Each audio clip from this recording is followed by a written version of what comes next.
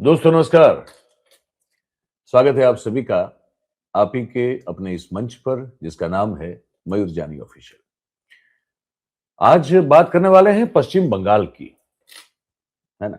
बातचीत शुरू करें उससे पहले आप सबसे एक छोटी सी रिक्वेस्ट है कि अगर आपने अब तक हमारे इस चैनल को सब्सक्राइब नहीं किया है तो कर लें और अपने साथियों से भी करवा लें, क्योंकि पार्टिसिपेट तो आप करते हैं लेकिन वो सब्सक्राइब करने से आप चूक जाते हैं, थोड़ी आलस दिखाते हैं, तो ये ना करें, सब्सक्राइब कर लें।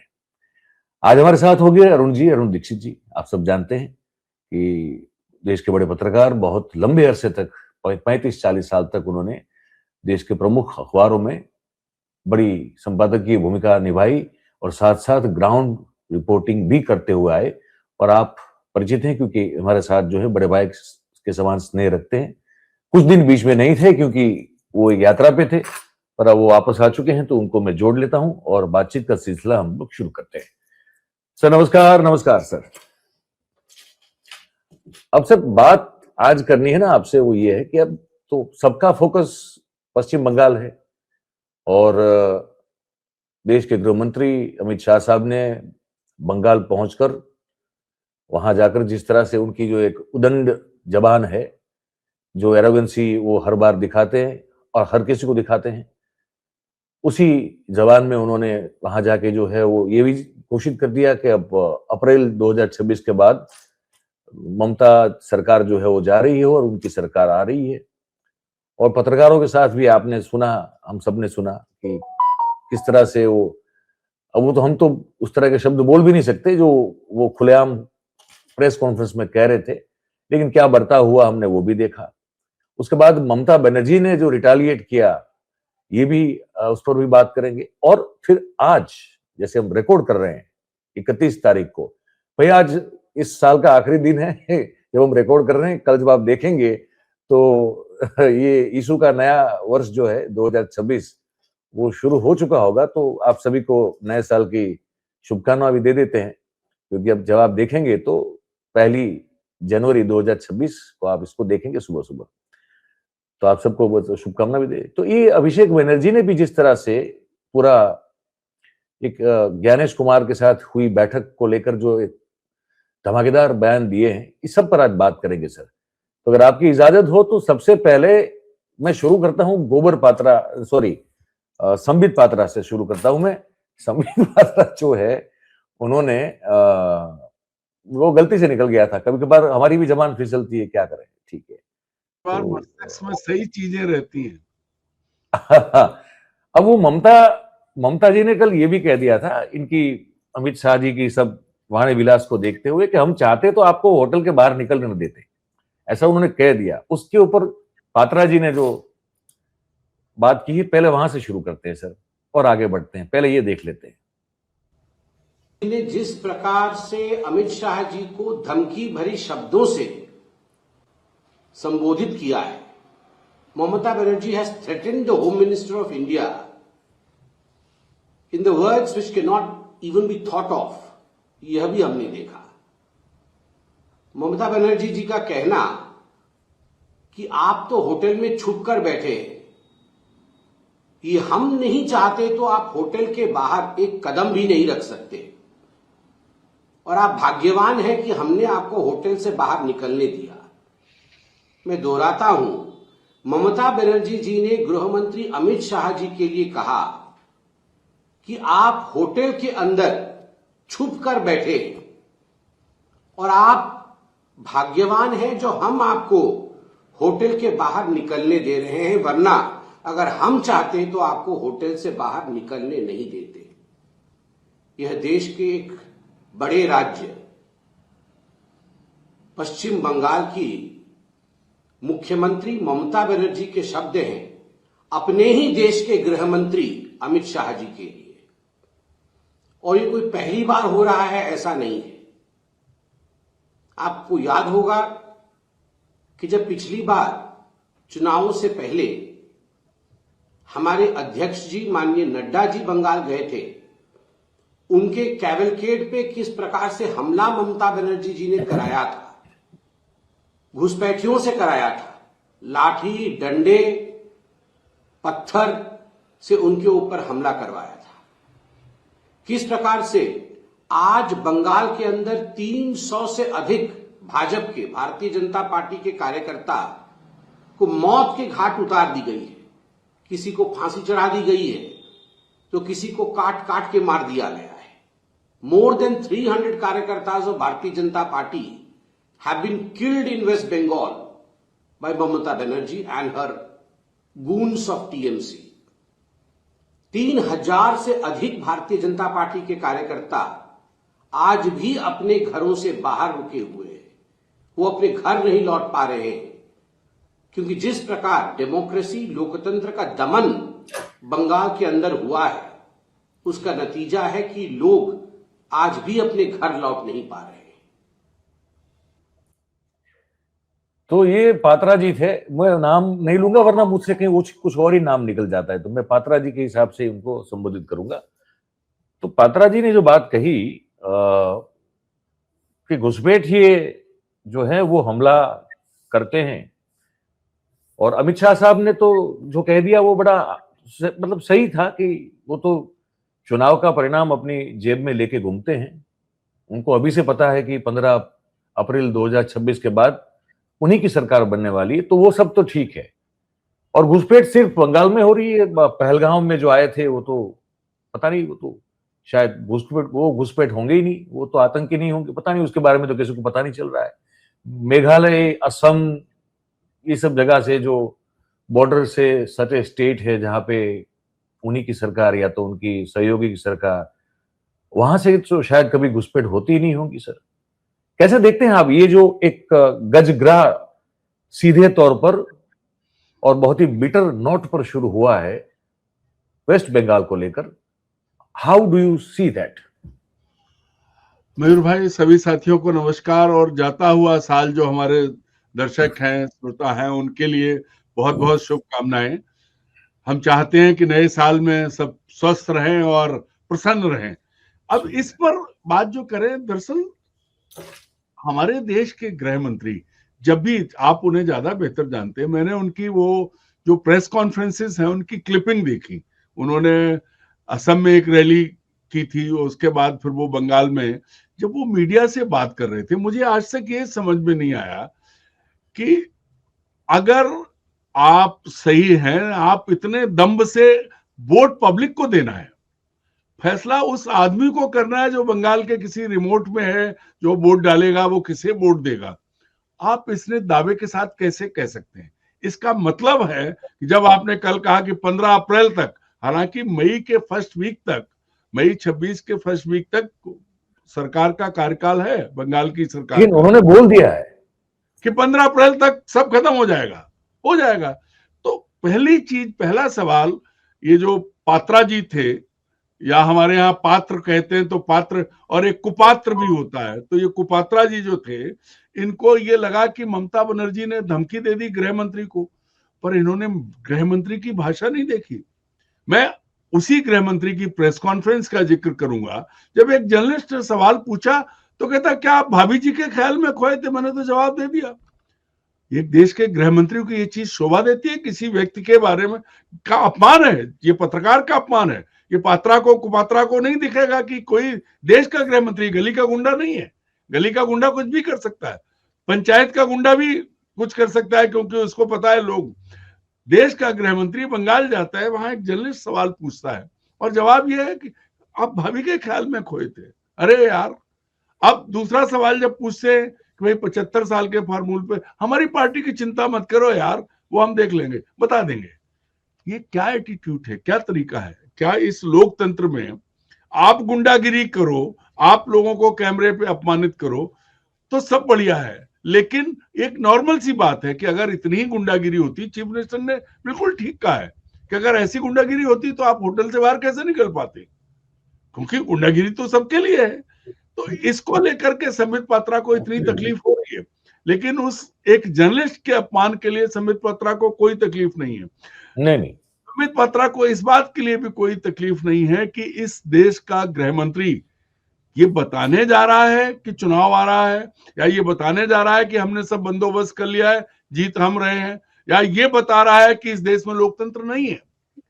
मतलब चुनाव की बात कौन करेगा? चुनाव आयोग करेगा या देश का गृह मंत्री तारीख बता देगा? उसने तो रिजल्ट की तारीख बता दी ना, ये कहा जब 15 अप्रैल कहा, सारी चीजें बता दी। और चुनाव आयोग को पता ही नहीं है कुछ। इसका मतलब तो ये है कि मयूर सीधी बात है। नहीं, तारीख चुनाव की तो अभी तय नहीं है, रिजल्ट बता दिया, रिजल्ट की रिजल्ट की तारीख तारीख बता दी, रिजल्ट हाँ, की तारीख बता दी। रिजल्ट की तारीख बता दी, सब बता दिया। ये क्या है? क्या भाई, हम तो यूपी के रहने वाले हैं, वहां सीधे सीधे पूछते हैं। अपने अपने घर में भी लोगों के साथ एक साथ मत भिन्नता रहती है, क्या इनका इतना वो हो गया कि इनने जो कह दिया वो हो जाएगा? बंगाल में लोग भूल जाएंगे। बंगाल के लोग अपना सबसे ज्यादा सजग और जागरूक नागरिक है बंगाल के लोग, पढ़े लिखे और अपनी बात पर अड़े रहने वाले, अपनी बात कहने वाले। कितना उनका उनका बौद्धिक स्तर कितना ऊंचा रहता है। उनके बारे में आपने फैसला दे दिया कि हमारी सरकार बनेगी। तो भैया पहले तो ये बता दो, ये कोई नया सिस्टम आ गया कि आपने सरकार बना ली हो, उसके बाद आपने ऐलान कर दिया अब चुनाव बाद में होते रहेंगे? इस पर कोई बात नहीं। दरअसल मूल बात जो है मयूर भाई, यहां से शुरू करें। ये देश का दुर्भाग्य है। मैं बात करूंगा बंगाल, जहां पर इन्होंने जो कहा है, जिसकी सारी बात आई, चूंकि मैंने 10 साल गृह मंत्रालय कवर किया और मैं बॉर्डर एरिया, सारे बॉर्डर्स, अलग अलग हमारी बॉर्डर गार्डिंग फोर्सेस हैं। बस पाकिस्तान और बंगाल के लिए, सॉरी बांग्लादेश के लिए जो बॉर्डर गार्ड फोर्स है वो है बॉर्डर सिक्योरिटी फोर्स। चीन और तिब्बत के साथ है वो इंडो तिब्बत बॉर्डर पुलिस, आईटीबीपी जी। और अपने नेपाल के लिए है सीमा सशस्त्र सीमा बल, एसएसबी जी। और जब हम पहुंचते हैं असम और उधर म्यांमार, तब वहां पर आता है असम राइफल्स। जी। और जब हम पहुंचते हैं अपने सी उसमें, तब हमारी कोस्ट गार्ड है। ये सारी फोर्सेस जो हैं ये गवर्नमेंट ऑफ इंडिया के अधीन हैं। अगर कोई फोर्स गार्ड कर रही है, बंगाल की पुलिस हो, गुजरात की पुलिस हो, किसी भी राज्य की पुलिस हो, वो बॉर्डर गार्ड नहीं करती है। उसके लिए डेजिग्नेटेड फोर्स है इस देश की, केंद्र सरकार के अधीन है, जो सीमाओं की सुरक्षा करती है। तो पहली चीज जो लगातार ये बात कर रहे हैं गृह मंत्री की बंगाल में घुसपैठिए, बंगाल में घुसपैठिए, और उन्होंने एक बात नहीं कही कि वो फेंसिंग के लिए सरकार जमीन नहीं दे रही है। हालांकि उसका जवाब और एक चीज कही कि जब घुसपैठिया आता है तो आपकी पुलिस पकड़ती क्यों नहीं है, को क्यों नहीं होती है? कितने मासूम से सवाल हैं कि जैसे गृह मंत्री कुछ नहीं जानते, पानी से पप्पा कहते हैं, उनको कुछ नहीं मालूम है। मतलब आप सोचिए कि घुसपैठिया उड़ के आ गया, बीएसएफ को पता नहीं चला। अब बीएसएफ को पता नहीं चला पर गांव वाले को पता है कि वो घुसपैठिया है, क्योंकि गांव में लोग जानते हैं कि कौन घुसपैठिया है कौन नहीं है। इस देश की सुरक्षा एजेंसियां नहीं जानती है, और बंगाल के गांव के लोग इतने सतर्क और इतने जागरूक हैं कि उन्हें पता है कौन घुसपैठिया, और वो कार्रवाई नहीं कर रहे, वो शिकायत नहीं कर रहे, और ममता बनर्जी उस पर कार्रवाई नहीं कर रही, और इसलिए घुसपैठिए बढ़ते जा रहे हैं। अब इससे ज्यादा हास्यास्पद क्या हो सकता है? ऐसे ऐसे बयान देकर गृह मंत्री ये जब बात करते हैं तो इसमें शर्म आती है कि भारत का गृह मंत्री कितने नीचे गया है, कहां की बात कर रहे हैं। भाई पहली जिम्मेदारी इस देश में सीमा की सुरक्षा की है। अगर बांग्लादेश के साथ सीमा की है तो वो है बीएसएफ की। सीमा सुरक्षा बल क्या कर रहा है? बहुत सघन फोर्स है, सबसे बड़ी फोर्स है हमारी, वो क्यों नहीं रोक पा रहे हैं? और कैसे आ जाते हैं जब सीमा पर फेंसिंग भी हुई पड़ी है, जो इन्होंने कहा जगह नहीं दे रहे। ममता बनर्जी ने कहा कि हमने तो पेट्रापॉल और आलंद में जगह दी है, क्यों नहीं? कैसे आप कह सकते हो कि हमने जगह नहीं दी? ये, और हमने देखा फेंसिंग को लेके बरसों से, जब पूर्वी पाकिस्तान था तब भी विवाद थे, और जब बांग्लादेश बनने के बाद, चूंकि अपनी ऐसी सीमा है कि कभी इधर घुसा कभी उधर, और इन्होंने तो आके एरिया जो है बांटे भी थे कि भाई चलो तुम्हारे को ये दे दिया, हमने वापस ले लिया, ताकि सीमा को सीधा किया जा सके। और हजारों किलोमीटर लंबी बॉर्डर है बांग्लादेश के साथ। अब उसमें से घुसपैठिए बस पहचानना, मतलब एक आदमी कोई आ रहा है, अब सबका उस एरिया में सबका डीएनए, सबकी शक्लें एक जैसी हैं, तो अब एक घुसपैठिया, वो सिर्फ और सिर्फ अमित शाह जानते हैं कि ये घुसपैठिया है। उनके पास कोई एक ऐसी मशीन है जो चीज न तो बीएसएफ के जवानों को मालूम है, ना और एजेंसीज को मालूम है, वो उन्हें मालूम है। गांव के लोग कैसे जान लेंगे? भाषा एक है, कदकाठी एक जैसी है, बाकी चीजें सब एक जैसी हैं। अगर घुसपैठिया आपको पता लग रहा है तो आप भाई गृह मंत्री हो, आपको लगा घुसपैठिया है तो बॉर्डर पे जाओ और खड़े हो जाओ, रोज बताते जाओ कि ये घुसपैठिया है। भाई इतना ज्ञान आपको है तो अगर आप किसी एक सरकार को जब कटघरे में खड़ा करते हैं, उस पर आरोप लगाते हैं और घुसपैठिया घुसपैठिया करते हुए आप लगातार उन चीजों को कर रहे हैं जो जिनसे खुद मजाक बनता है। अगर कहीं सामान्य कटसी होती और मूल बात होती, आप याद कीजिए अभी पिछले दिनों उनका निधन हुआ, शिवराज पाटिल जी, स्वर्गीय शिवराज पाटिल जी, इतने अच्छे पॉलिटिशियन थे। वो एक बम विस्फोट के उन्होंने कपड़े बदल लिए थे, तो उसको लेकर मीडिया में इतना बवाल हुआ कि उनका इस्तीफा हो गया। आज क्या हो रहा है? अगर कश्मीर में बम फटा तो ऑपरेशन सिंदूर करेंगे, कौन जिम्मेदार है ये बात नहीं करेंगे। भारत के सीमा के भीतर उस राज्य में जहां पूरी आंतरिक सुरक्षा, पुलिस, सब कुछ अमित शाह के अंडर में है जी, वहां कैसे आ गए लोग? आज तक पकड़े क्यों नहीं गए? इसका जवाब कौन देगा? ममता बनर्जी कहती है कि जब चुनाव आता है तो दुशासन और दुर्योधन दोनों आ जाते हैं। अब दोनों आ जाते हैं, दोनों आ जाते हैं और उसी तरह की भाषा की बात हो रही है। ऐसी भाषा हमें और आपको परिवारों में नहीं सिखाई गई है। कई बार मैं आज कहता हूं कि अगर कई बार ऐसा होता कि हिंदी का कोई हल्का शब्द इस्तेमाल करते हैं तो मेरी बेटियां पूछती हैं कि ये कैसे बोल दिया आपने। और ये इनको ये समझ में नहीं आता है कि हम देश, भाई ठीक है जो आप थे, आपका अतीत जो भी हो, गुजरात तक आप रहे, आपको जिन जिन ओहदों पे बैठाया गया वो अलग थे, लेकिन आज आप 150 करोड़ के देश भारत के गृह मंत्री हो। आप जिन सरदार पटेल को अपना पुरखा मानते हो, आप उनकी कुर्सी पर बैठे हो जी। तो उनके बराबर मत बनो, पर उनकी उंगली के बराबर तो बन जाओ। वो भी नहीं हो आप अपना शब्द का इस्तेमाल कर रहा हूं कि आप इतनी बड़ी कुर्सी, इतने बड़े ओहदे के बाद अपना ओछापन नहीं छोड़ पा रहे हैं। आप अपनी जो गली की गुंडई वाली जो मानसिकता है उससे नहीं बच पा रहे हैं। भाई सबसे पहले तो गंभीर सवाल यह है कि आप गृह मंत्री हैं देश के कि मुख्य चुनाव आयुक्त है? कैसे आपने सारा तय कर दिया, ना तारीख है ना कुछ है, और आपने चुनाव बता दिया और कह दिया परिंदा नहीं पर मार पाएगा। तो परिंदा पर नहीं मार पाएगा तो भैया हमें आप ये बता दो कि इतने बड़ा परिंदा आपका सिस्टम है तो गुजरात जैसे राज्य में अरबों खरबों रुपए का ड्रग्स कैसे आ जा रहा है? पूरे देश की अवैध शराब गुजरात कैसे पहुंच जा रही है? मैं कहता हूं ना, उत्तर प्रदेश में जितनी शराब की खपत नहीं जितनी गुजरात में है, रोज जारी कैसे जा रही है यही बता दो आप। और ड्रग्स तो पकड़े गए हैं, इस सवाल का जवाब दे दो। नहीं भैया ये सवाल नहीं पूछना है, आप भाभी के बारे में सोचो। अब ये कह देंगे गृह मंत्री, अब किसकी भाभी के बारे में सोचे और कौन सी भाभी के बारे में सोचे? हो सकता है वो बैचलर हो बेचारा, तब क्या करोगे आप? तो मूल बात यह है कि जिन मुद्दों से गंभीर बात है, चाहे प्रधानमंत्री हो चाहे गृह मंत्री हो, गंभीर मुद्दे पर आते ही नहीं है इन्होंने। एक चीज देख रहा हूं मैं Arun ji, correct me if you have a different opinion.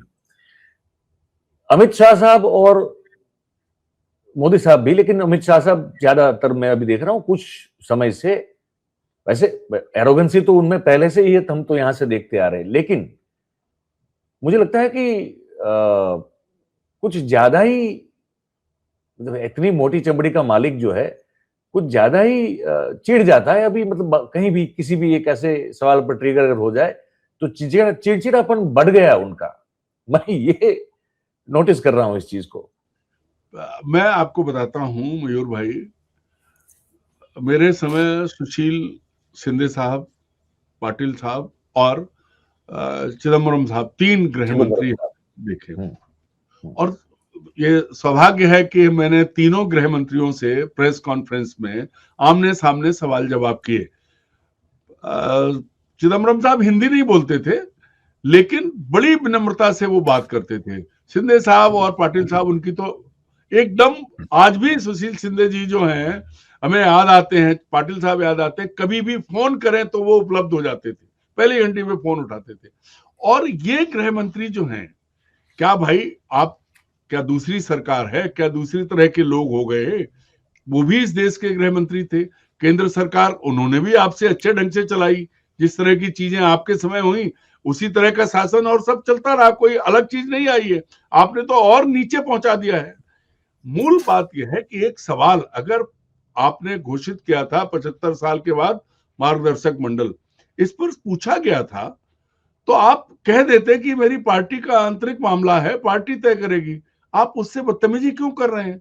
आप खींच रहे हैं, बौखला रहे हैं, अरे हमारी पार्टी की चिंता छोड़ दो भैया, अपना काम करो। ठीक उसी तरह से अगर पत्रकार पूछ रहा है तो उसे आप कहाँ पूछ रहे, ये कहते कि I have replied this question, मैंने इस सवाल का जवाब दे दिया है। आप कहाँ खोए हुए थे, भाभी के सोच रहे थे? तो ये जो चीज है ये बताती है कि पद कितना भी बड़ा हो, अगर छोटा आदमी उस पर बैठ जाए तो वो बड़ा नहीं हो जाता। छोटे लोगों को बड़े पद मिल जाए तो वो बड़े नहीं होते, वो छोटे ही रहते हैं। ये प्रमाणित करते हैं हमारे गृह मंत्री और उनकी भाषा। बहुत बुरा लग रहा है मुझे ये कहते हुए कि हमें अपने देश के गृह मंत्री के लिए सब कहना पड़ रहा है, लेकिन ये वो प्रमाणित करते हैं, बड़प्पन दिखाते, कहते भाई जवाब का और भी जवाब है, तरीका है, ये पार्टी फैसला कर लेगी। लेकिन आप किसी की व्यक्तिगत जिंदगी में झांक रहे हैं, किसी को आप कुछ कह रहे हैं, ये बताने की कोशिश आप कर रहे हैं कि आप गृह मंत्री, आप जवाब नहीं देंगे क्योंकि आपके पास जवाब नहीं है। कड़वा सवाल, जब देश को चला रहे हो और दूसरों वो ऐसे ऐसे ऐसे घुरेंगे, मतलब जैसे आपको लगेगा कि बस अभी वो इंसल्ट, अपमान करने की तैयारी में, और फिर कर भी देते हैं। ज्यादा चिड़चिड़े हो गए। मेरे मतलब था कि चिड़चिड़े तो वैसे भी उनको सवाल तो अच्छा लगता ही नहीं कभी, हमने तो बहुत अनुभव किया, लेकिन फिर भी जो है अब कुछ चिड़चिड़ापन बढ़ गया है, मतलब उनका कुछ ट्रिगर जल्दी हो रहे हैं। मयूर भाई, एक किस्सा मैंने देखा था, भोपाल में ये आए थे, तब ये गृह मंत्री नहीं थे, तब भाजपा के अध्यक्ष थे जी। और यहाँ एक क्लोज डोर मीटिंग थी बीजेपी वालों की, उसमें सारे सीनियर, जो मुझे कहीं पक्का भरोसा है कि इनके पिता से भी उम्र के ज्यादा नेता बैठे हुए थे, और उसमें जो इन्होंने भाषण दिया था, उस भाषण को सुनने के बाद ऐसा लगा कि ये क्या हो रहा है, ये कौन सी बीजेपी है। और बाद में मैंने स्वर्गीय कैलाश जोशी जो चीफ मिनिस्टर रहे थे, उनसे पूछा कि आप अगली लाइन में बैठे थे, अगली पंक्ति में थे, आपको खराब नहीं लगा? तो उन्होंने कहा, अरुण जी मैं जो देख रहा हूं वो आप नहीं देख पा रहे हैं, हमारी पार्टी के दुर्दिन शुरू होने वाले हैं, सत्ता में भले ही आ जाएं लेकिन पार्टी खत्म हो जाएगी। ये बात कैलाश जोशी जी ने मुझसे कही थी जी। और जो इनका भाषण था वो सामने बैठे बुजुर्गों की तरफ इशारा करते हुए, तुम लोग कुछ भी नहीं हो, जो कुछ हो पार्टी है, जाके सोचना। तो ये उन्हें बता रहे थे, जब ये पैदा नहीं हुए थे तब से वो पार्टी में थे, उनको ये बता रहे थे कि सब कुछ है, पार्टी है। उन्होंने पार्टी खड़ी की, उस पार्टी को चलाने के लिए आए तो उन्हीं को बता रहे हैं कि तुम कुछ नहीं हो। ये जो इनका तरीका है ये शुरू से है, घमंड, अहम, और जिसको कहते हैं ना कि मेरे अलावा कोई कुछ नहीं है। तो वो जो चीज है ये अमित शाह में पहले दिन से है, अब बढ़ गई है। अब वो, उन्हें मजबूरी है कि वो प्रेस कॉन्फ्रेंस करना चाहते हैं, करते हैं। अगर प्रेस कॉन्फ्रेंस नहीं करेंगे तो वो जो कुछ बोलना चाहते हैं वो कोई और कैसे बोलेगा? वो बोलेगा तो फिर वो मीडिया उनको उधेड़ देगा। तो ये सवाल जब बात करें और उस पर आप सवाल मत पूछो। सवाल पूछेंगे, अगर आपने पूछ लिया, मीडिया ने सवाल पूछ लिया, तब फिर ये उसी पर आ जाए। यही बड़ा एक इंटरेस्टिंग पॉइंट है ना सर, कि मैंने, ममता बनर्जी नीतीश कुमार नहीं है ना? ममता बनर्जी एक नाथ शिंदे भी नहीं है, उद्धव ठाकरे भी नहीं है ना? ममता बनर्जी वहां रूलिंग सीएम है, उनकी पार्टी है, और ममता बनर्जी वो एक महिला है जिसने कम्युनिस्टों के 40 साल से भी ज्यादा के शासन के खंभे उखाड़ के जो अपना झंडा डाला। और बंगाल की पॉलिटिक्स, एक चीज तो बिल्कुल इसमें कोई गुरेज नहीं होना चाहिए मानने में कि वो तो वायलेंट पॉलिटिक्स है ही है। बंगाल की पॉलिटिक्स हमेशा खून से भरी होती है। अगर कम्युनिस्ट का शासन देख ले और उनके खिलाफ ममता बनर्जी की लड़ाई देख ले, बहुत मार खाई है ममता बनर्जी ने, बहुत मार खाई, बहुत मार खाई है। तो ये कोई, मतलब इसमें हम कोई इसका पुष्टि नहीं कर रहे हैं, अच्छी बात है ये नहीं कह रहे, लेकिन उस स्टेट का पॉलिटिकल हिस्ट्री ये है। और जैसे अरुण जी ने कहा, वो कुछ अलग किस्म के मतलब लोग हैं कि वो इंटेलिजेंस, इंटेलेक्चुअलिटी और साथ में वो गुस्सा भी रहता है, तो वो गुस्सा दिखता भी है ना, सड़कों पे भी दिख जाता है और कहीं ना कहीं ये गुस्सा दिख जाता है, तो वायलेंस भी है उसमें। अब मुझे एक मैं ये कह रहा हूं कि ये ऐसा तो नहीं है कि नीतीश बाबू को 100 सीट दे दी और खुद 140-42 जो है अपने पास और अपने साथियों को मिलाकर दे दी, और फिर जिस तरह से, क्योंकि कोएलिशन का शासन था तो वहां बहुत कुछ वो कर सके जो करना चाहते थे। बंगाल में ममता बनर्जी ये करने नहीं देगी, इस बात का तो उनको भी पता है। हालांकि ये मुझे लगता है कि बहुत ही वायलेंट चुनाव होने वाला है, शायद इतिहास का सबसे वायलेंट चुनाव शायद ये हो सकता है। और मुझे लगता है कि शायद अगर इसको जैसे हमने बिहार में देखा कि जिस तरह से गुजरात, उत्तर प्रदेश, मध्य प्रदेश से जो है वो अफसर बुलाए गए और जिस तरह से पैरामिलिट्री को तैनात किया गया बिहार में, वो अपने आप में अभूतपूर्व था। क्या बंगाल कुछ record break positioning of paramilitary या मिलिट्री देखने वाला है, हमको नहीं पता, लेकिन इतनी बात समझ में आ रही है सर कि वो जो बोल चुके हैं अभी अमित शाह कि हम 2/3 मेजोरिटी से हम जीतने वाले हैं। और ये जो ममता बनर्जी का सामने रिस्पॉन्स आया है, उसके बाद एक घटना हुई है सर। अभिषेक बनर्जी जो उनके भतीजे हैं, वो अपना पूरा एक टीएमसी का एक वो लेके टीम लेके अपनी बात और अपने जो कंसर्न थे एसआईआर से लेके चुनाव प्रक्रिया को लेकर, वो ज्ञानेश कुमार को मिलने के लिए गए सर। उसके बाद बड़ी इंटरेस्टिंग 2 बाइट्स हैं, बारी बारी सुनते हैं इसको। अभिषेक बनर्जी ने कुछ बातें कही हैं, बड़ी इंटरेस्टिंग है, इसको हम सुनते हैं सर। और उस पर फिर मुझे लगता है कि आप थोड़ा और जो है इसमें बता पाएंगे। पहले तो ये सुनिए sir. Commission is trying to hide. Why is it not making the logical discrepancy list public? How can you clean a list by hiding details? Answer me. उनको लगता है गला उठा के बात करेगा और थोड़ा बहुत जोर से बोलेगा तो सब दब जाएगा। पहली बात तो जब कोई बोल रहा था वो रोकने टोकने लग गया। He started losing his temper. मेरे तरफ उंगली उठाने लग गया। फिर मैंने बोला you are nominated, I am elected, आपका उंगली नीचे करके बात करिए।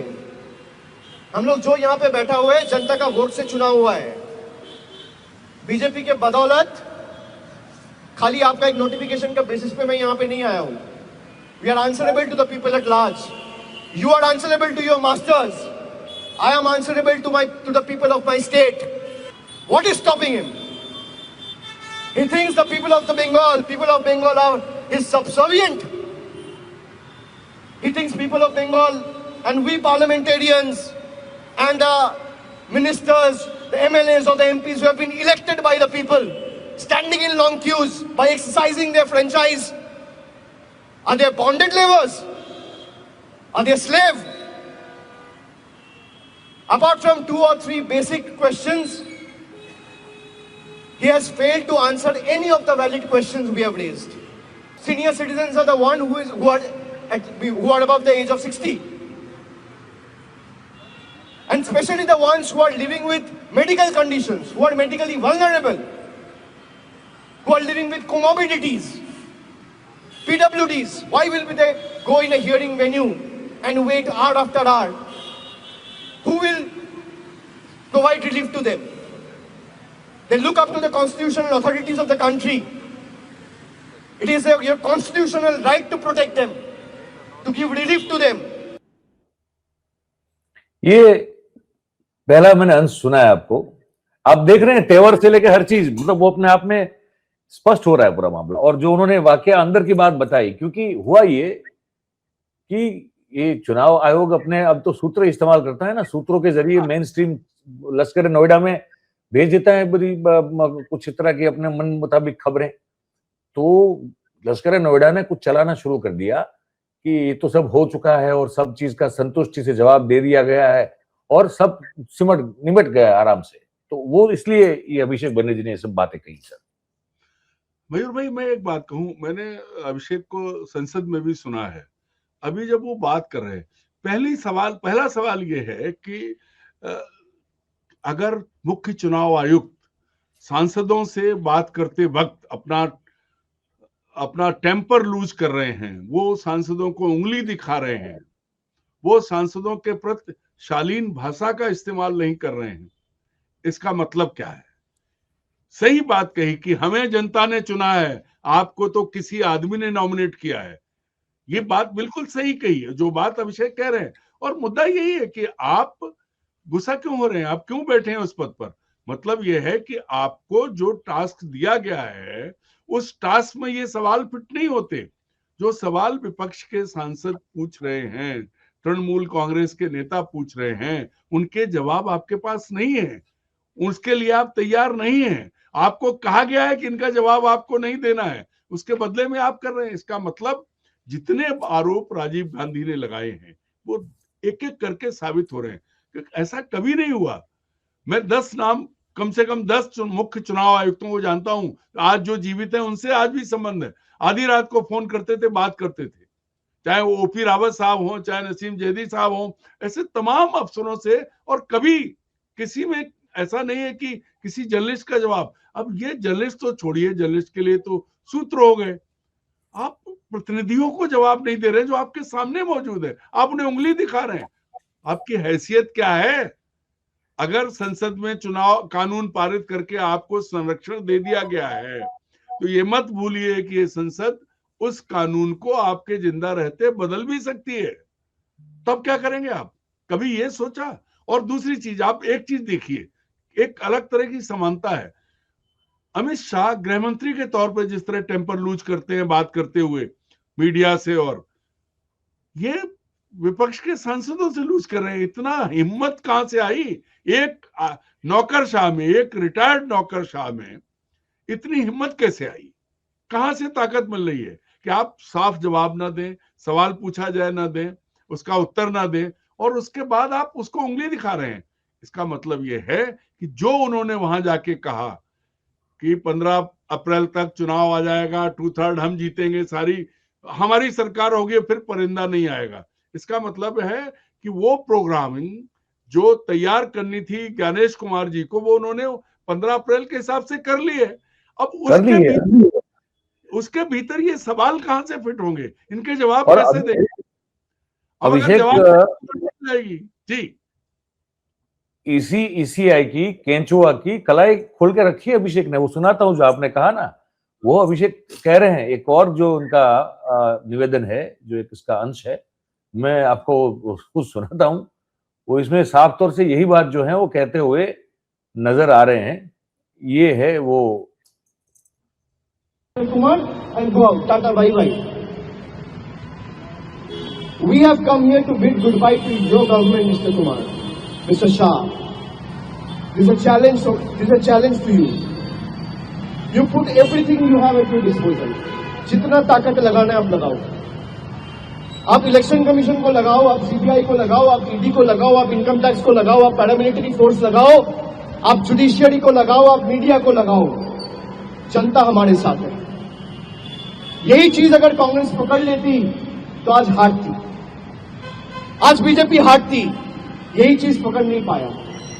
मैं appeal to all like minded party, specially the one in the opposition, कि वोटर लिस्ट में चोरी हो रहा है, सॉफ्टवेयर से चोरी हो रहा है, ईवीएम से चोरी नहीं हो रहा है। बिकॉज ईवीएम आपको चेक करने का मौका मिलेगा। You are not getting to understand what algorithm they are running and what kind of software they are using to remove 50 lakh 1 crore voters and disenfranchise them. यहीं पे चोरी हो रहा है और इसको रंगे हाथे पकड़ लिया गया है। अगर चोरी नहीं हो रहा है तो लॉजिकल डिस्क्रिपेंसीज का जो 1 करोड़ 36 लाख लिस्ट है ये रिलीज करें। भाई एसआईआर पहले भी हुआ है, कोई दिक्कत नहीं है, लेकिन कोई सस्पिशियस लिस्ट बोल के कभी नहीं था, लॉजिकल डिस्क्रिपेंसी बोल के कोई लिस्ट नहीं था। 2002-03 में जब एसआईआर हुआ था, there was nothing called suspicious list. And I have told the Chief Election Commissioner, you are trying to weaponize the electoral roll. You are trying to weaponize the electoral roll based on this suspicion list. कहां से आया ये suspicious list? कौन बनाया? आपका software चला के दिखाइए. चलो हमें छोड़ दीजिए, मीडिया वालों को दिखाइए कैसे सस्पिशियस लिस्ट बना, कौन सा सॉफ्टवेयर से कौन सा एल्गोरिथम रन करके. जरा आप मुझे बताइए. एक सवाल मीडिया के कोई भी मुझे बता दे. 7 करोड़ 66 लाख वोटर बंगाल का वोटर लिस्ट में था. 58 लाख वोटर निकल गया. अब 7 करोड़ 8 लाख वोटर है. भाई जिस एक्सरसाइज को करने में 80,000 BLO, 8,000 BLO supervisor, 3,000 AERO, 300 ERO, 23 BEO और पूरा मशीनरी लगा के जो आप 2 महीना में करें, इलेक्शन कमीशन के पास कौन सा ऐसा जादू है कि वो 1 घंटा में लिस्ट सैनिटाइज करके बता दिया कि वो 1 करोड़ 36 लाख लोगों का डिस्ट्रीब्यूशन है. जादू का छड़ी क्या है? What magic wand does they have? ये है ना बात. ये काय खोल कर रख दी कि यही है क्या, बताओ यार. चलो मयूर भाई, यही बात मैंने बहुत पहले कही थी कि अब चुनाव आयोग उनका हथियार है. पूरी तकनीक, अब ईवीएम नहीं है, ईवीएम तो बहुत पीछे हो गई. हाँ, अभी तो ये गड़बड़ यहां से हो रही है. सही बात. अब ईवीएम का उपयोग पहले जी भर के किया गया है, ये बता दूं मैं आपको. ईवीएम का हुआ, और सबसे पहले 2008 में हमने उसके लिए बात की थी, हमें अच्छे से मालूम है. अब नहीं है, अब तो ईवीएम पीछे की बात हो गई. ईवीएम की सेटिंग. अब आप तो ये बताइए कि भाई ऐसी कौन सी जादू की छड़ी है जो आपने फटाफट सॉफ्टवेयर पे अपने हिसाब से. मैं एक चीज तो सर कहना चाहूंगा, ईवीएम तो अभी भी इस्तेमाल हो रहा है, लेकिन प्राइमरी टूल नहीं है अभी. बट वो हेल्पिंग टूल तो अभी भी है. ये मेरी समझ बनी हुई है. नहीं मयूर भाई, बेसिक टूल तो वही है. बटन तो उसी पर दबेगा. बेसिक टूल तो वही है. पहले ये था कि उसके बटन दाबे जाते थे, उसकी सेटिंग अलग होती थी. अब आपने कौन बटन दाबेगा ये सेटिंग कर दी है भाई. ईवीएम अब पहले बटन दाबने वाले के बाद आप उसके मन में कुछ और होता है तो आप सेटिंग करते थे. अब आपने ये सेटिंग कर दी कि कैसे और कौन बटन दाबेगा, ये बंदोबस्त कर दिया, तो बाकी कुछ करने की जरूरत ही नहीं है. काम तो ईवीएम कर रही है. मूल चीज ये लिस्ट काटना, करोड़ों लोगों की हेराफेरी करना और उसके बारे में खुलेआम मंच पर आके बताने से परहेज करना. बता क्यों नहीं रहे हो भाई? कौन से सॉफ्टवेयर का इस्तेमाल किया है बताओ. पब्लिक करो कि ये इस लिस्ट से काटी, ये लिस्ट आई, ये लोग घुसपैठिए, बता दो कि भाई ये घुसपैठिए है, साबित कर दो. आपके पास टाइम है, आप पूरा आंकड़ा दिया है अभिषेक ने. तो मूल बात यही है कि अब इन्होंने जो तैयारी की है, अब ईवीएम इनका टूल है. इनके पास जो टूल आया है वो टूल ये है कि किसके बटन दबाने हैं वो ये तय कर देंगे. और यही सबसे बड़ी चीज है जिस टेक्नोलॉजी के जरिए अमित शाह इतने घमंड के साथ ये कह रहे हैं कि हम इतनी सीटें जीतेंगे, हम इतने तारीख को सरकार बनाएंगे. अभी कोई चीज घोषित नहीं, ना चुनाव घोषित है ना कुछ है. हम यहाँ एक और बात करते हैं, जो भी बात हो रही थी बिहार की बात. बिहार में देखिए जो बात बीच में रह गई, तेजस्वी यादव ने एक बात कही थी कि होटल में बैठ के बिहार की सरकार को अमित शाह चला रहे हैं. ये चीज बंगाल में नहीं हो सकती. ये नहीं हो सकती. जो बात ममता बनर्जी ने कही ना कि आप होटल में बैठे हो और बाहर नहीं निकल सकते, वहां तो इनकी दादागिरी चल रही थी बिहार में. और चूंकि पता नहीं नीतीश कुमार जी की मानसिक स्थिति क्या है, पर उनके साथ के लोग डरे हुए थे चूंकि उनका लीडर ही कमजोर है. और इधर इनके साथ कौन किसको बड़ा आदमी बना रहे थे? वो आदमी जिसको अब जो अपनी डिप्टी सीएम, वो जिस पर सम्राट चौधरी हत्या के आरोप और वो, और दूसरा वो जिसके एमएमएस पूरी पब्लिक ने देखे, वो भी मंत्री है, वो भी जीत के आया. तो ये ऐसे लोगों को आगे करके ये पूरे, क्योंकि नीतीश कुमार का जो जनता दल था उसकी हालत ये हुई कि उसका जब पता है कि नीतीश जी होश में नहीं है, कब क्या कहां हो जाए, उनकी टीम कहां जा रही है, और सबको कंट्रोल कौन कर रहा था? अमित शाह कर रहे थे. होटल में बैठ के देश का गृह मंत्री एक राज्य का चुनाव लड़ बैठा हुआ है, वहां उसे तब घुसपैठियों की चिंता नहीं है. अरे भाई, जब तुम घुसपैठियों की बात कर रहे थे, तुम खुद बिहार में थे, तुम रोक लेते, पूरा पैरामिलिट्री फोर्स तुम्हारा था। तो मूल बात यह है कि इन्होंने पूरे देश के सिस्टम को, ये आज मैं एक बात और कहूं आपको, दरअसल क्या है कि जो कभी कभी मोहन भागवत जी कहते हैं कि इस देश में रहने वाले सभी हिंदू हैं, हिंदू राष्ट्र है, हिंदू हिंदू करते हुए कितनी चीजें, ये इस सॉफ्टवेयर के जरिए एक ऐसा हिंदू राष्ट्र बना देंगे जो दुनिया की नजर में तो चुना हुआ होगा, क्योंकि सब इलेक्टेड है, चुनाव आयोग ने चुना है, फेयर इलेक्शन है। लेकिन ये अमित शाह और नरेंद्र मोदी इस ज्ञानेश कुमार जैसे केचुआ टाइप का व्यक्ति जो है, इसके जरिए हमारे देश के इतिहास के साथ इसका इतिहास भूगोल सब बदलने जा रहे हैं, हमारे देश को खत्म करने जा रहे हैं। क्यों? ये मान लीजिए कि मैं बार बार कहता हूं कि 25 करोड़ मुसलमान और दूसरे अल्पसंख्यकों के रहते हुए देश के बाकी जो हिंदू हैं उनमें इतनी दम नहीं है अपने दम पे कि वो लड़ लें इनसे। अरे सर, आप बात कर रहे हैं, मैं वो पिंकी चौधरी नाम के एक वीर पुरुष हैं, और क्या बात कही उन्होंने, वो गाजियाबाद में जो नहीं हथियार वगैरह सब बांटे गए थे, उसके जो प्रेरणादाता हैं, मैं आपसे कह रहा हूं ना, ये जो चीज लाए हैं, ये कहां पहुंचा रहे हैं? मूल काम जो है, देखिए, हिंदू राष्ट्र के रास्ते में रोड़ा कौन है?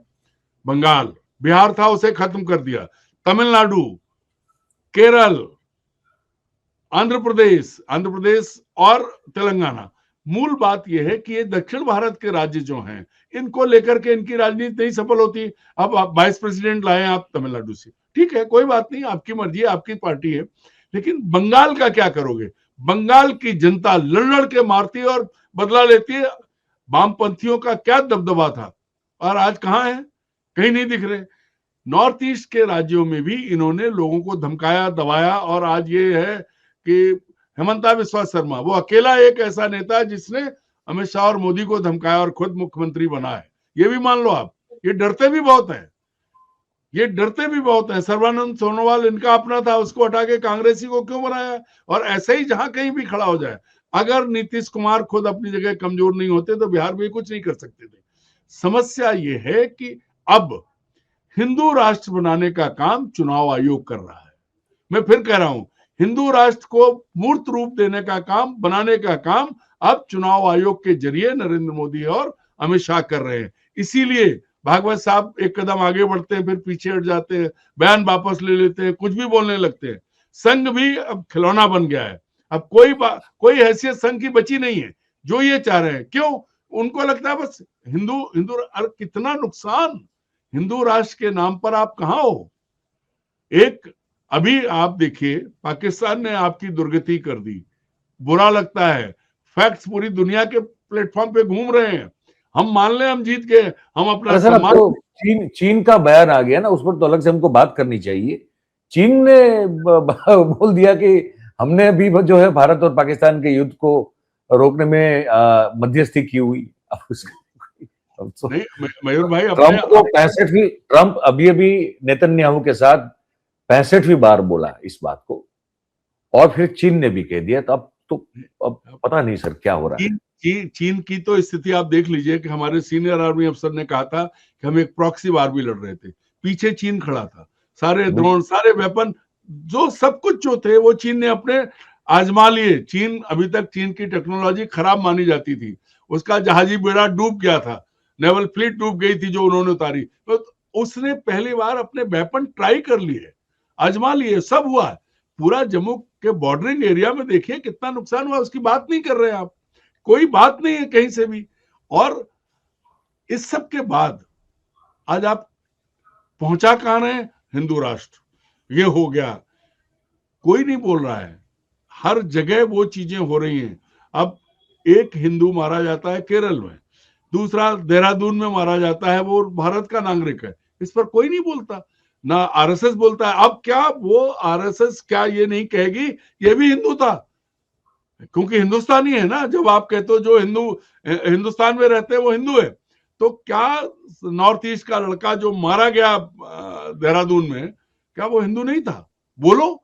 तो ये जो बहुत खराब शब्द है, मतलब जो जिसके लिए मैं माफी चाहते हुए भी इस्तेमाल करूंगा, हमारे यहाँ कहते हैं दोगलापन, कि आप कुछ कह रहे हो, कुछ कर रहे हो, भारत के नागरिक हैं, उनके साथ संघ एक तरफ खड़ा होता है, ऊंची ऊंची बातें करता है, तो तर्क देता है, लेकिन जहां नरेंद्र मोदी और अमित शाह जो उनका एजेंडा चुनाव आयोग के जरिए, अब और कोई तरीका नहीं है, ये लड़ा के नहीं कर सकते, ये फौज के जरिए नहीं कर सकते, ये चुनाव में हार जीत करवा के एक स्थिति ये ले आएंगे कि ये फैसला कर देंगे और घोषित कर देंगे, यही इनकी रणनीति है। लेकिन मुझे पूरा भरोसा है, ममता बनर्जी रहे न रहे, बंगाल के लोग, केरल, तमिलनाडु और दक्षिण भारत, ठीक है अभी उड़ीसा के लोग आ गए, बिहार के लोगों को भी समझ में आएगा, और समझ तो उत्तर प्रदेश के लोगों को भी आएगा, क्योंकि बहुत दिन तक ये रोटी फ्री की मिलने वाली नहीं है।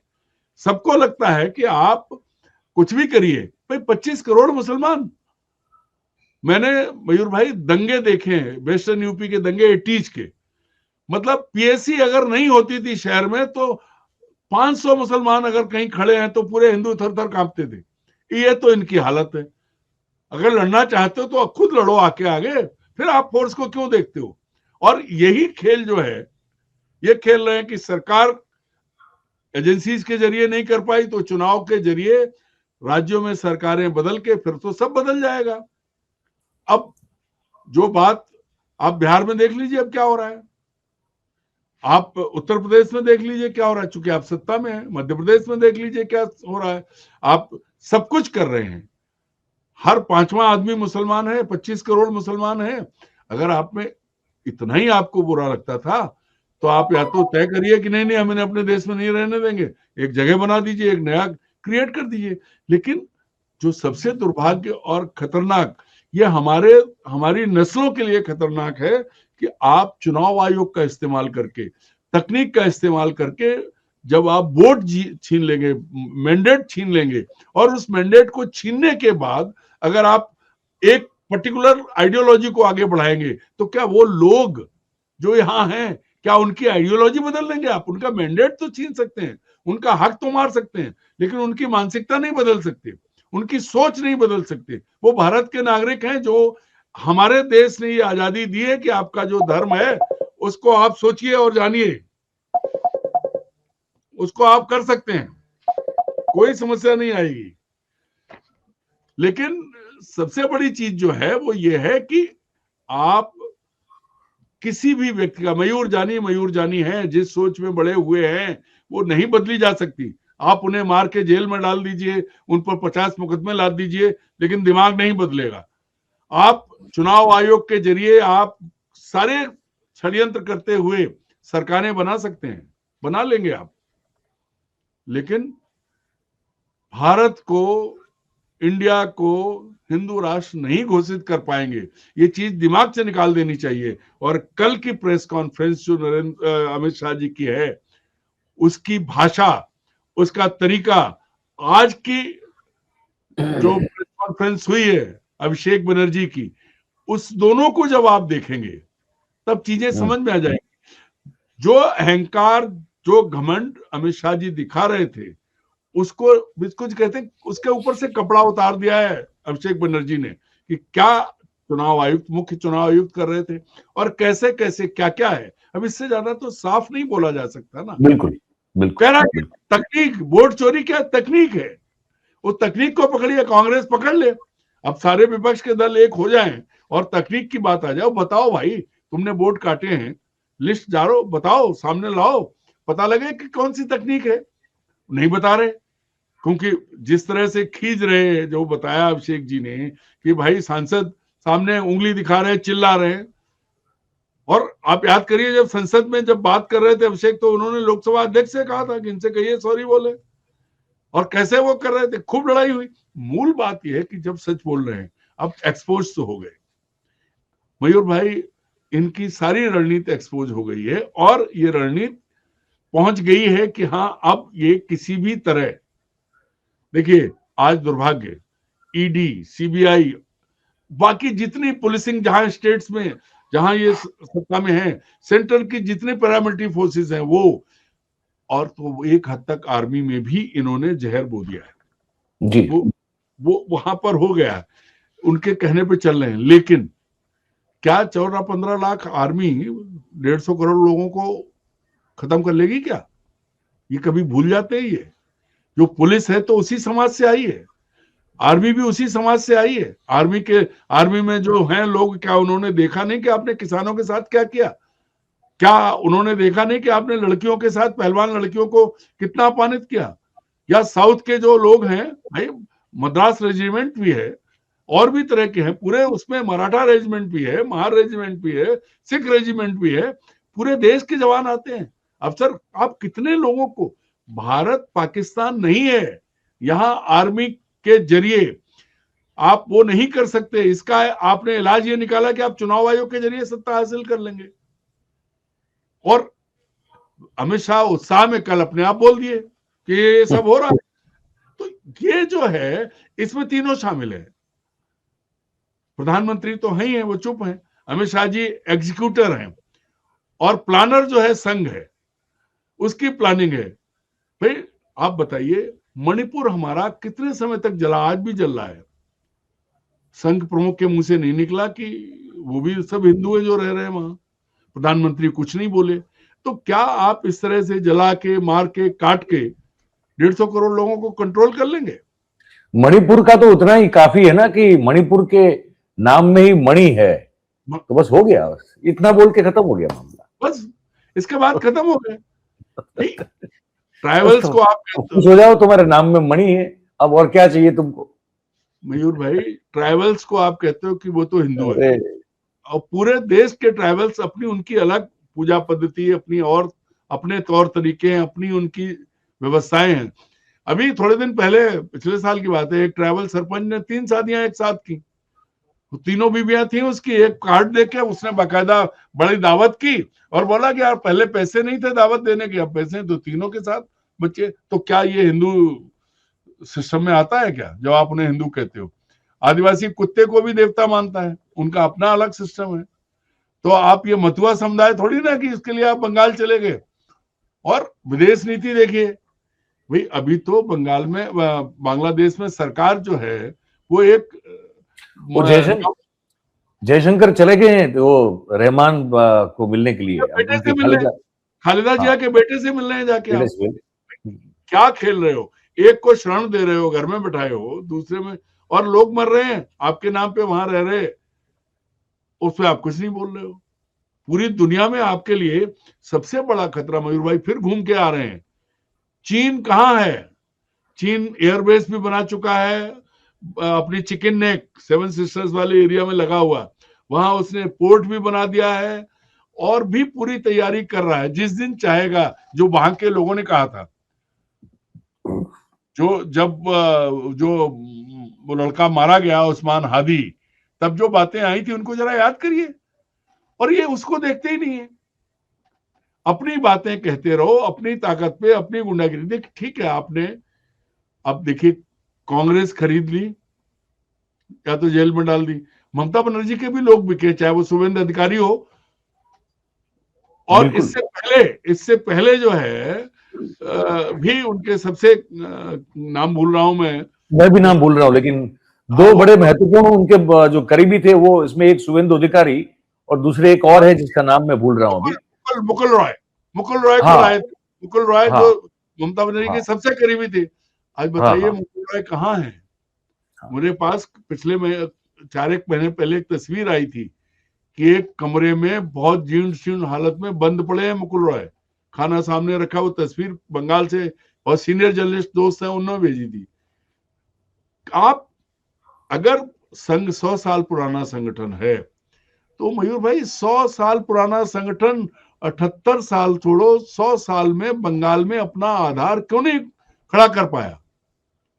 क्यों नहीं आपके लिए जो है लोग, अब आप जो है बंगाल में ले रहे हो, आप कम्युनिस्टों को ले रहे हो, आप ममता बनर्जी के लोगों को ले रहे हो, आप या तो उन मारवाड़ियों को ले रहे हो जो राजस्थान और उत्तर प्रदेश और बिहार से गए। बंगाल का बंगाली आपके साथ क्यों नहीं है? संघ क्या कर पाया? तो ये जो पूरी बड़ी साजिश जो है, जिस घमंड से कल अमित शाह जी ने कहा कि हम 15 अप्रैल को बना लेंगे, उस घमंड का आधार क्या है? उस घमंड का आधार वही सब है जो अभिषेक बनर्जी ने अभी आपने जो क्लिप दिखाए, अब इसके बाद तो दुनिया को समझ में आ रहा है। और दूसरी चीज, चीन का बयान आपने बताया, वो 65 बार बोल चुके हैं। जब आप पाकिस्तान से लड़ रहे थे, दुनिया का एक देश आपके साथ नहीं आया। क्या हासिल है भाई? भारत के नागरिक हम भी चाहते हैं हमारा देश दुनिया में तरक्की करे, लेकिन हम ये नहीं चाहते कि हमारा पड़ोस में रहने वाला आदमी, हम उसे मारे, वो हमें मारे और हम घर में लड़े। हम पाकिस्तान से लड़ेंगे, जरूरत पड़ेगी हम बांग्लादेश से लड़ेंगे, चीन से लड़ेंगे, सबसे लड़ेंगे, लेकिन अपनों से लड़ने के लिए हम नहीं बने हैं। आप हमें अपनों से लड़ा रहे हो और दावा कर रहे हो कि, अब आप, वही बात बीच में रह गई थी, पाकिस्तान कितना हारा, कैसे हारा, दुनिया जानती है। और राजनाथ जैसे आदमी प्रधानमंत्री का सम्मान कर रहे हैं युद्ध जीतने के लिए। इतना इतना नकारा रक्षा मंत्री देश ने कभी नहीं देखा होगा कि हार के बाद खुद आप सम्मान कर रहे हो प्रधानमंत्री का। अब भाई, अब अगर मयूर भाई और अरुण दीक्षित दोस्त हैं, तो मैंने कहा मयूर भाई दुनिया के सब सर्वश्रेष्ठ ज्ञानी पंडित हैं, और आपने मुझे कहा अब हम लोग जो हैं वही रहेंगे ना। पंडित तो जैसे जन्मजात पंडित ब्राह्मण हो सकते हैं, लेकिन पंडिताई हमारा काम नहीं है। पर अगर मैं आपको बना दूं, आप मुझे बना दो, इससे क्या फर्क पड़ने वाला है? राजनाथ सिंह ने सम्मान कर दिया, मोदी विजेता हो गए। और रिपोर्ट जो है अमेरिका में पेश की गई, वो इंसर्जेंसी एक्ट बता रहे हैं और कहते हैं कि पाकिस्तान का पलड़ा भारी रहा। अब इसका खंडन आज तक नहीं, मुंह में जबान नहीं। तो जहां जरूरत है, जिन मुद्दों पर जहां चौड़ी छाती दिखाने की, तगड़ी लाल आंखें दिखाने की, वहां मुंह में जबान नहीं रहती। और जहां एक महिला है उसके ऊपर आप वो आरोप लगा रहे हो। मैं फिर वहीं आता हूं, घुसपैठियों के लिए बीएसएफ जिम्मेदार है। बीएसएफ के मुखिया अमित शाह हैं, 12 साल से नरेंद्र मोदी हैं क्योंकि देश के प्रधानमंत्री हैं। तो इस्तीफा इन दोनों लोगों को देना चाहिए कि 12 साल में जो घुसपैठिए आए हैं या जो आज आ रहे हैं, वो उसके लिए तो ये जिम्मेदार है ना। या आप बता दो कि आप लिस्ट दे दो कि आपने बिहार में इतने घुसपैठिए निकाले, एसआईआर के बाद ये घुसपैठियों की लिस्ट है। हम लोग मान लेंगे कि वो घुसपैठियों को सामने ला दो, बताओ उनका क्या किया आपने, कहाँ है। आप देश को बताते चलिए तो देश आपके साथ खड़ा होगा। अब चूंकि आप देश को अपने साथ खड़ा नहीं कर रहे हैं, उनके वोट को लूटने और अमित के लिए। शाह जी ने ये स्पष्ट कर दिया है, अरुण जी, अपने उसी पूरे प्रेस कॉन्फ्रेंस में ये बात भी उन्होंने स्पष्ट कर दी कि इस बार का बंगाल का चुनाव घुसपैठियों के मुद्दे पर लड़ा जाएगा। इसका भी उन्होंने स्पष्टीकरण कर दिया है। वही एजेंडा, नैरेटिव, हर चीज उन्होंने अपने हिसाब से पूरी सेट कर दी। देखिए, वही मयूर भाई की सारी चीजें जिस मैदान में, जिसको कहते हैं ना, चौसर बिछ गई, जहां जहां जो करना था कर दिया। लेकिन आप ये नहीं बता रहे कि बिहार में आपने कितने घुसपैठिए पकड़े। वो घुसपैठिए जो बिहार में, जिनके लिए आप आरोप कांग्रेस पे लगाते रहे कि घुसपैठियों को, पूरे आप देख लीजिए, मोदी जी का बयान, अमित शाह का बयान या दूसरों का बयान, तो वो जो घुसपैठिए थे वो कितने थे, कहां से आए, कहां गए, या चुनाव तक ही थे, या उनके वोट से आप जीते। इतना सारा वक्त जो आपको इतना बड़ा बहुमत मिला, ज्ञानेश कुमार जी की करामात से मिला या घुसपैठियों की करामात से मिला, या घुसपैठिए पकड़ के निकाले, तो वो कहाँ है? उन घुसपैठियों को बताइए देश को, ताकि हम भी यकीन करें कि हाँ, घुसपैठिए थे, देश हमारा है, हम देश के लिए जान देने के लिए तैयार हैं आम नागरिक की हैसियत से। लेकिन झूठ, मक्कारी और बेईमानी के साथ अगर आप लोगों का दिमाग बदलना चाहते हो, और इसका औजार किसको बनाया आपने? इसका औजार आप 5 किलो राशन को बनाए हुए हैं, 80 करोड़ लोगों को खाना खिला रहे हैं, और उनके, चूंकि वो आपका खा रहे हैं, हालांकि बेचारे भूल जाते हैं कि वो देश का पैसा है, देश का जो टैक्स का पैसा है, देश के संसाधनों से आया पैसा है, वो मोदी और अमित शाह का पैसा मान लेते हैं।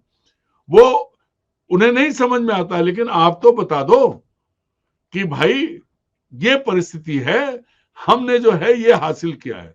ये घुसपैठिए मिले, पहले गुजरात में कितने थे, फिर दिल्ली में घुसपैठिए कितने थे, फिर अब अभी उत्तर प्रदेश में भी आएंगे अगले साल 27 में। अब जो बिहार तो लेटेस्ट है, वहां से निकाले, पकड़ा दो भाई घुसपैठिए, कि भाई ये घुसपैठिए निकले हैं, और हम सब यकीन करेंगे। लेकिन अगर आप ज्ञानेश कुमार को मोहरा बनाकर चुनाव आयोग की आड़ में उसको, मतलब उसको ऐसा संरक्षण देके जो इस देश के राष्ट्रपति को भी नहीं है, उस तरह का संरक्षण देके आप अगर चाहते हो कि आपकी सत्ता बनी रहे 2047 क्या, पुतिन ने 36-37 तक किया है, आप 2047 तक करके बैठे हो और आप उसकी आड़ में धीरे धीरे हिंदू राष्ट्र की तरफ बढ़ रहे हो। आपका सपना यही है कि जिस दिन राज्यों में इलेक्टेड गवर्नमेंट्स आ जाएंगी, आपकी वाली पपेट गवर्नमेंट्स जो जनता के वोट से चुनी नहीं होंगी, जो इलेक्शन कमीशन चुनवाएगा, उसके बाद तो आप कुछ भी कर सकते हो। या आप देश को ऐसे उसमें धकेल रहे हो कि पूरे देश में गृह युद्ध हो जाएगा, उत्तर दक्षिण पूर्व पश्चिम सब लड़ेंगे। फिर क्या होगा? क्या कभी सोचा आपने कैसे सरदार पटेल ने देश एक किया था, कैसे उन्होंने सबको जोड़ा था, और आप उनका नाम लेकर के उनकी मूर्ति तो आपने इतनी बड़ी लगा दी, लेकिन उनका 1% भी तो फॉलो कर लो भाई देश के लिए। नहीं कर रहे हैं आप, तो आप ऐलान कर दीजिए कि अब ये चुनाव आयोग तो सब बेकार की बातें। हालांकि अभिषेक बनर्जी ने सब साफ कर दिया है। अमित शाह जी कोई मुद्दा तय करें, लेकिन अमित शाह जी एक तय कर चुके हैं कि सिर्फ और सिर्फ इलेक्शन कमीशन उनका काम कर रहा है और वो करके देगा। और मुझे लगता है कि बंगाल के लोग इसे बर्दाश्त किसी भी कीमत पर नहीं करेंगे। उसकी सबसे बड़ी वजह यह है कि अमित शाह या तो फिर सेंट्रल रूल लगा दें, राष्ट्रपति शासन लगा दें, फिर भी क्या बंगाली कर्मचारी बंगाली लोगों को हटा देंगे वहां से? उनकी जो लड़ने का मादा है उसको इसका आकलन नहीं कर पा रहे हैं। और सबसे बड़ा सवाल यह है कि आखिर आप देश को ले कहां जाना चाहते हो? बंगाल में जाके तो आप इतनी बड़ी दादागिरी, इतनी बड़ी गुंडागिरी की भाषा और सब बातें, और अगर ममता बनर्जी ने ये कह दिया कि होटल से निकल नहीं पाते तो उस पर जो है पात्रा जी आ जाते हैं सब बातें करने। लेकिन जिन मुद्दों पर आज अभिषेक बनर्जी ने पूरा चेहरे पर से जितना जाले साफ कर दिए हैं, सब साफ चीजें हैं। कैसे चुनाव आयोग आरएसएस और नरेंद्र मोदी अमित शाह के इशारे पर देश को हिंदू राष्ट्र बनाने की जिसको कहते हैं साजिश कर रहा है, और वो वोट के जरिए होगा। अब वैसे तो लोग तो मानेंगे नहीं, कोई भी नहीं मानने वाला है, क्योंकि अगर टोटल वोट देख लो तो 150 करोड़ में से इनके पास हैं कितने? तो इसका मतलब यह है कि इस देश के लोग चाहते हैं कि जो हमारा लोकतांत्रिक ढांचा है, सर्वधर्म संभाव और सत्यमेव जयते के साथ, जो मोटो के साथ जो हमारा देश चल रहा है, उसी पे चले। अब अगर कहीं आपको लगता है कि मुसलमानों ने, चाहे पूर्वोत्तर हो, चाहे बिहार हो, चाहे बंगाल हो, कि डेमोग्राफी बदल दी है या उन्होंने बहुत अत्याचार किया है, तो उसको सामने लाओ ना, जांच करवा के तथ्यों के साथ सामने लाओ कि हाँ ये हुआ है। उसकी बात आप करते नहीं हो। आपको वो सारी चीजें नहीं दिख रही हैं जो जनता जानना चाहती है, उस पर आप बात नहीं कर रहे हो। तो ये सबसे खतरनाक दौर है इस देश के लिए। और मुझे लगता है मयूर भाई कि अब पहली बार जो है ममता बनर्जी ने भी बहुत साफ साफ कहा है ना, जब ये बात कह रहे हैं, ये पूछ रहे हैं कि जब वो आते हैं उनको दिखते हैं तब आप उन्हें पकड़ के बाहर क्यों नहीं भेजते हैं? उन्होंने भी दुर्योधन और दुशासन सब कुछ था उनके पास, 5 पांडव बचे थे, वही बात आती है। सब कुछ होने के बाद भी सब खत्म हुआ था। अब देश को रहने दो भाई। आपने बहुत सत्य, कौन रोक रहा है? बने रहो केंद्र में, बंगाल बचा रहने दो। अरे कम से कम मैं तो ये कहूंगा कि खैर हमें समय का भी थोड़ा ख्याल रखना है, लेकिन मैं तो यही टिप्पणी अंत में करना चाहता हूं कि जहां पे 30-30 साल से आपकी सरकारें चल रही है, जैसे अभी का एग्जाम्पल है, गुजरात तो नहीं लेकिन ये मध्य प्रदेश का एग्जाम्पल है, इंदौर में गंदे पानी से 8 लोगों की मौत हो गई इंदौर में, और आप 50-50 हजार रुपए कहा, बताया जा रहा है कि कैलाश विजयवर्गीय ने कहा कि भी सबका मुफ्त इलाज होगा। और मैंने वो वीडियोस देखे हैं जहां पे लोग कह रहे हैं कि भाई 50,000 रुपए जमा करवाने को पहले बोल रहे हैं। 8 लोग, इंदौर जो कि स्वच्छ शहरों में सबसे ऊपर आता है, उस शहर में 8 लोग गंदे पानी पीने से जो है अपनी जान गंवाते हैं। वहां आप कुछ कर नहीं रहे हैं, और कहां बार क्या कर। और एक और चीज मयूर भाई, जबलपुर में पिछले कुछ महीनों में जहरीली शराब पीने से 20 से ज्यादा लोग मरे हैं। उनको सरकार मान ही नहीं रही है क्योंकि उनके पोस्टमार्टम नहीं हुए। ये है असलियत। ये तो असलियत है। तो यही था आज, यही बात हमको आपको बतानी थी एक, कि भाई ये ममता बनर्जी है और कोई नीतीश कुमार या अपने सहयोगी दल के कोई नेता नहीं है जिनको आप दबा के चुप करवा के अपने हिसाब से कुछ कर लोगे और राज्य का चुनाव आप जीत लोगे। यहाँ मुझे लगता है कि लोहे के चने चबाना अपने आप में जो एक कहावत है वो चरितार्थ बंगाल में होगी। भले ही ये मान के चल रहे हैं कि हमने हर चीज को सेट कर लिया है, लेकिन इतना आसान मुझे नहीं लगता बंगाल इनके लिए होगा। बंगाल अपने आप में बहुत बड़ा एक लिटमस टेस्ट होने वाला है। सत्ता में बैठे हुए लोगों की गुंडई, दबंगई और निर्लजता का, और उसके सामने ममता बनर्जी जैसी एक जो बहुत बड़ी फोर्स है जो अब तक ना कभी झुकी है और टीट फॉर टैट से वो जवाब देती है। तो और मुझे लगता है कि उस पर बहुत सारी चीजें निर्भर भी होंगी। ये तारीख जो बता दी है अमित शाह साहब ने 15 अप्रैल ऐसा कुछ बोले हैं 2026 का, वो तारीख अपने आप में अगर वही तारीख रही और चुनाव आयोग ने भी वही उसी हिसाब से कैलेंडर सेट किया तो आप ऐसे ही समझ जाएंगे कि पूरा मामला किस तरह से सेट करने की बात हो रही थी। तो हम तो इतना ही कहेंगे आज इस बातचीत में। अरुण जी ने बहुत ही परतों को खोल के चीजें आपके सामने रखी हैं। मैं सिर्फ अंत में इतना कहना चाहता हूं कि कलई तो बार बार खुली रही है चुनाव आयोग की, अब इसमें तो कुछ पर्दा रहा ही नहीं है। वो तो बिल्कुल खुला, एकदम खुला है सबके लिए कि चुनाव आयोग क्या चीज बन के रह गया है। पर वो केक वॉक नहीं है मुझे लगता है, और अरुण जी को भी लगता है, जो अब तक दूसरे राज्यों में वो करते आए हैं। शायद यहाँ पे वो उतना आसान नहीं, हमारी नजर बनी रहेगी। और अब तो शुरुआत हुई है, तो हम लगातार बातचीत करते रहेंगे। अरुण जी अब आ चुके हैं प्रवास से, यात्रा से, तो हम मिलते रहेंगे, बातचीत करते रहेंगे। तो बहुत बहुत धन्यवाद सर आपका और हमारे सभी दर्शकों का। आपको ये बातचीत कैसी लगी उस पर आप अपनी टिप्पणी या तो प्रतिक्रिया आप लिख के हमको भेज सकते हैं कमेंट करके, है ना। Thank you Arun ji, thank you very much sir, thank you. और अच्छी लगी हो तो वीडियो को लाइक कर सकते हैं, इसकी लिंक को शेयर कीजिए अपने साथियों में, अपने सर्कल में। और अगर इस मंच को सब्सक्राइब नहीं किया तो कर ले भाई, और अपने आसपास के लोगों से करवाएं। बहुत बहुत धन्यवाद करेंगे आप सभी का हमारे साथ इस बातचीत में जुड़ने के लिए। फिर से एक बार सभी को ये नया वर्ष जो आज शुरू हुआ है उस सबको उसकी शुभकामनाएं देते हैं। बहुत बहुत धन्यवाद जुड़ने के लिए। Thank you very much. नमस्कार।